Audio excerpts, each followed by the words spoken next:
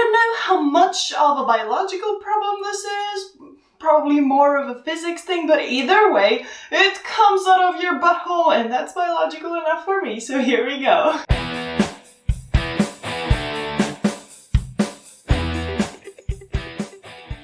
Yes, you read the title right, we are gonna talk about farts today. Well, not in general about farts, although I think I should take a note real quick because a general fart video would actually be pretty interesting. Wait a moment.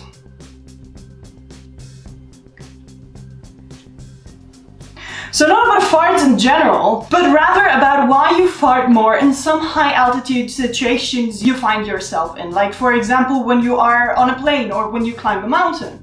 I felt super hurt when I read about this because I had a personal experience and nobody believed me, and either way, I'm gonna tell you the story at the end. Let's first get into the general flatulence part. According to one estimate, the average person farts about 10 times every 24 hours, expelling about 1 liter in total. The gases are basically brewed from food that has failed to be absorbed by the gut and so is fermented by bacteria, which then produce nitrogen, carbon dioxide and hydrogen along with more odorous sulfurous compounds. Now in plains and on high mountains, it has been noticed decades ago that people need to fart more. Until relatively recently, it was called the high altitude flatus expulsion, describing the syndrome as a simple case of Boyles Law. Boyles Law is a simple physics law we've all heard of in school, which states that the volume of a gas will increase as the pressure decreases,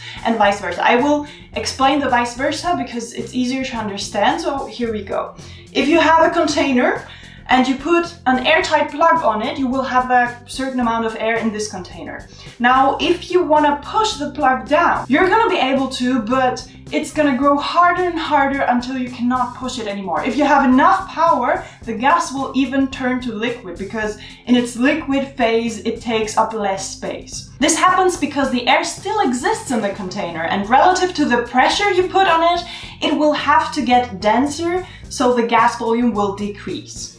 If you now want to get the plug out, the air is not going to stay decreased because it needs to fill the empty space generated, so it will expand again. So the pressure around your body drops and the air must expand into more space. And that 1 liter of gas in your guts now needs to fill up 30% bigger volume, leading to that nasty bloating feeling. In 2013, there was another study showing that maybe this is not the only reason for increased farting on high altitudes. They found that farts occur at altitudes as low as approximately 1.5 kilometers, which translates to 5,000 feet, and that this flatus frequency tends to peak at around 8 to 11 hours after a rapid ascent. But they speculated that this is not only because of Boyle's law of expansion, but rather because of the diffusion of carbon dioxide, or CO2. This exists dissolved in our bloodstream at all times. Now, as the atmospheric pressure reduces, the carbon dioxide, which was dissolved in liquid until now, will diffuse into its gas form and move to the intestines to be let out. So essentially, it's not just the already existing air in your intestines growing bigger, but also more gas being added on from the carbon dioxide you have in your blood. Fascinating, right? And now you know how it works and why, when you are on a plane or climbing a mountain and notice that you need to fart so much more, this happens. So now to the story I promised before. Oh, wait, no, you need to subscribe first, did you? Great, thank you so much. When I was 14, I think, my sister and I went on a vacation with our former babysitters who live in Austria and are still basically our second mothers. So we did a lot of things that summer, and one of them was to climb with one of them to 1,600 meters of a mountain and stay there in a hut for a week. Now in Austria, quite a few cow farmers are bringing their cows onto the mountains for the summer because they need vacations too. I have no idea why, probably because it's a lot cooler and it's healthier and better for the cows up there when they are free ranging everywhere they want. So anyways, the job of whoever lives in that hut was to check on the cows and counting them every 2 days and making sure none of them fell off a cliff or was otherwise hurt. And no, you cannot just go up there and live there because you want to, but it's someone's job who my former babysitter knew because she went there every year. We lived up there for a week in this hut, and of course it was our responsibility then. Every 2 days we needed to go up to 2,000 meters and count all of the free-ranging cows. This was horrible and wonderful at the same time. I'm not a great mountain climber because I do not see the reason to do it. And in Germany and Austria, where I live, it's a pretty common hobby people have, but I myself am really opposed to that hiking thing as a hobby because why the F would I want to walk around without a reason? It's like jogging, just in slow and uphill. Completely unnecessary. And imagine how passionately I disliked it when I was a teenager. A pretty horrible one as well, if you want to believe my parents. But it was really beautiful and impressive because there was a lake and it was a super hot summer.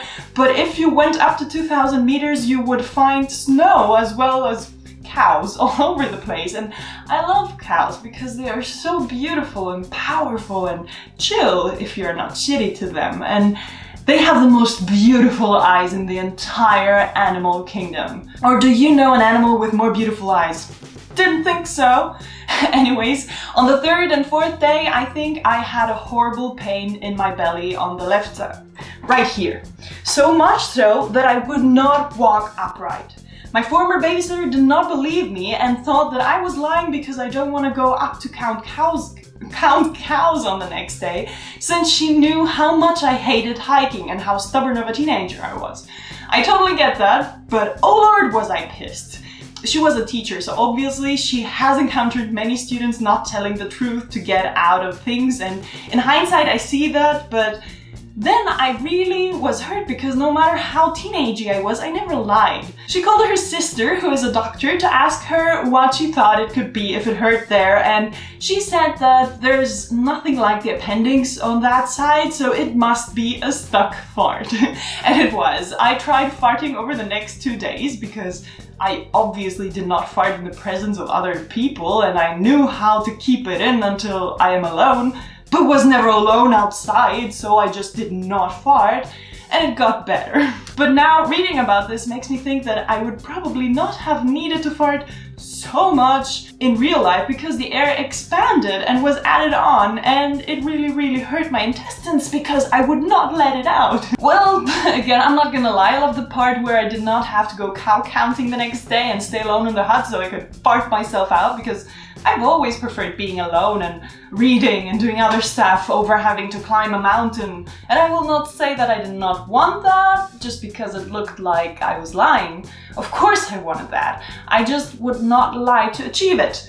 But I would not fart for 2 days. No, joking. I did not know that would happen until then, and it wasn't an active decision either to not fart in the presence of people. It was just something you do, right? And now that I do know, I would absolutely not use this as a means to get out of things because it really hurts. I could not walk upright because of the pain. And it's not healthy either, but I'm gonna get into that in the general farting video, I promise!